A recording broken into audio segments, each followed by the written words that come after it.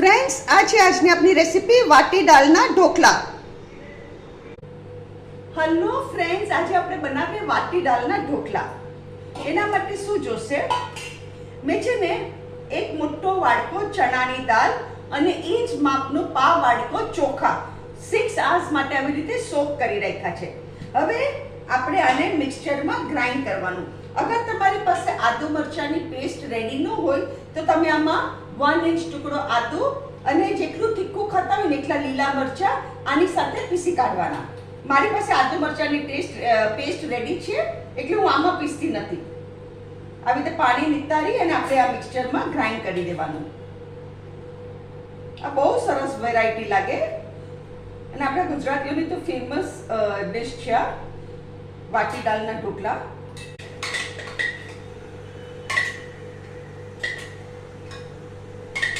આ આપણું પીસાઈ ગયું. એમાં મેં થોડું પાણી નાખેલું, 5 ગ્લાસ જેટલું પાણી નાખેલું. હું તમને બતાવું. આ છે આપણું બાટર. હજુ આમાં થોડું પાણી આવશે, આ થોડું ઠીક છે. હવે આપણે આમાં મસાલો કરીએ. આમાં મીઠું સ્વાદ અનુસાર મીઠું, લિટલ હલ્દી પાવડર, કારણ કે આમાં ઇનો ફૂડ સોલ્ટ આવશે ને એટલે હલ્દી પાવડર વધારે નહીં નાખતા, નહીં તો લાલ થઈ જશે. પિંચ હલ્દી પાવડર, પિંચ.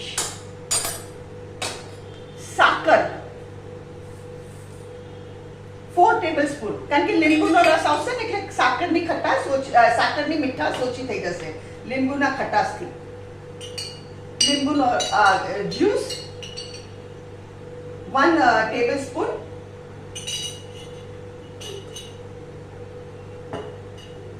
લીલા આદુ મરચાંની પેસ્ટ 1 ટીસ્પૂન.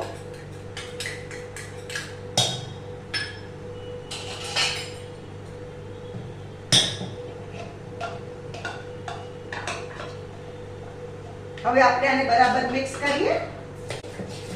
આમાં તેલ નાખવાનું, 1 ટેબલસ્પૂન ઓઇલ. આપણે 1 ટેબલસ્પૂન ઓઇલ નાખી દેવાનું. હવે ફ્રેન્ડ્સ શું કરવાનું? આ ઇનો ફ્રૂટ સોલ્ટ છે. આઈ એમ પુટિંગ ઇનો ફ્રૂટ સોલ્ટ. તમને કહું કેટલું નાખું છું.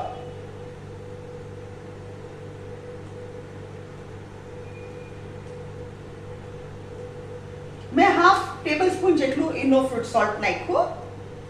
હવે એના ઉપર આપણે થોડું પાણી નાખવાનું, લિટલ વોટર. જો કેવા બબલ્સ આવ્યા. હવે એકદમ એક સરખું આપણે એને ફેંકી લેવાનું.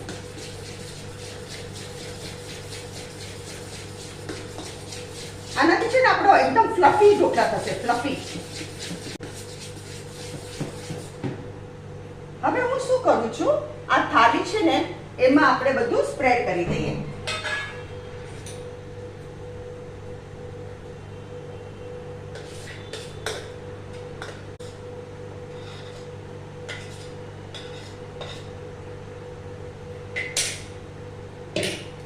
અહીંયા ઓલરેડી મેં કુકર ગરમ કરવા મૂક્યું છે.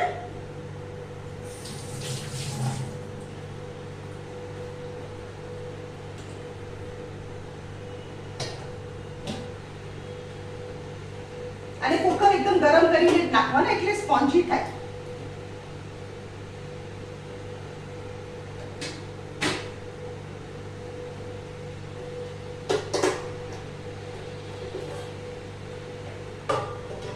હવે એકચ્યુઅલી 25 મિનિટ સુધી આપણે એને ચડાવશું. 25 મિનિટ પહેલા હું જોવાની બી નથી. It is now 7 till 7:25 we will cook this dhokla. આપણે હવે જોઈએ. મસ્ત ચડી ગયા છે.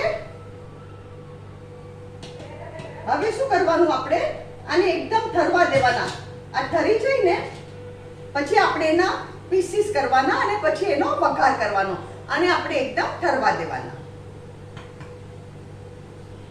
ફ્રેન્ડ્સ, આ આપણા એકદમ ઠરી ગયા. હવે આપણે એનો પીસીસ કરીએ.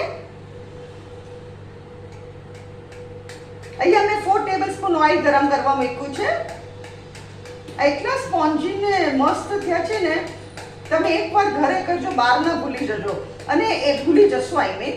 અને એટલા રીઝનેબલ પડે છે ઘરમાં. this is very professional actually. This turns out to be very professional ઢોકલાs. મારું મેજરમેન્ટ પરફેક્ટ છે, તમે જરૂરથી ટ્રાય કરજો.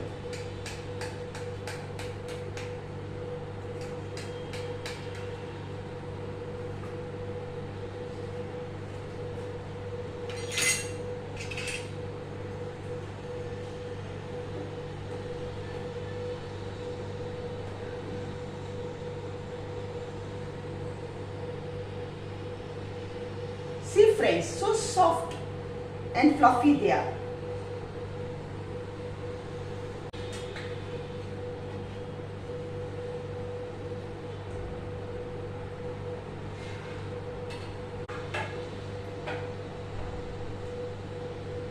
આપણા ઢોકળાના બધા પીસીસ થઈ ગયા. અહીંયા મેં તેલ ગરમ કરવા મૂક્યું છે. હવે આપણે શું કરવાનું, આ તેલમાં રાઈ નાખવાની. રાઈ થોડી સરખી જ નાખજો, બહુ ફાઇન લાગે. અને લીમડાના પાન, મેં અહીંયા 15 લીમડાના પાન લીધા છે.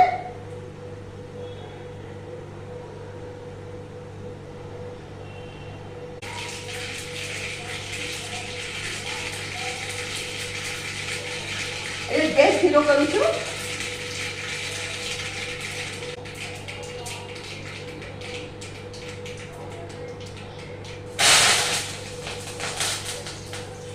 હવે આપણે બધા આપણા ઢોકળામાં નાખી દઈએ.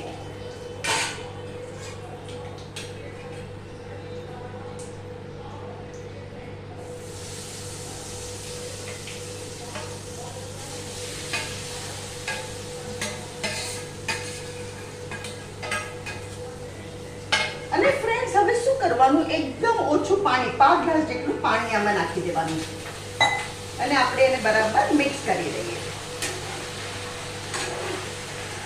વેરી લિટલ, 5 ગ્લાસ જેટલું આપણે પાણી નાખ્યું.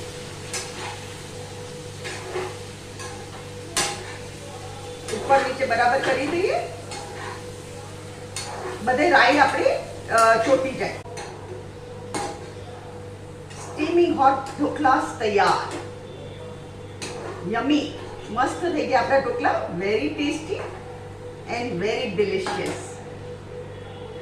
હવે ફ્રેન્ડ્સ અહીંયા હું ગેસ બંધ કરું છું અને આના ઉપર આપણે કોથમરી છાંટવાની.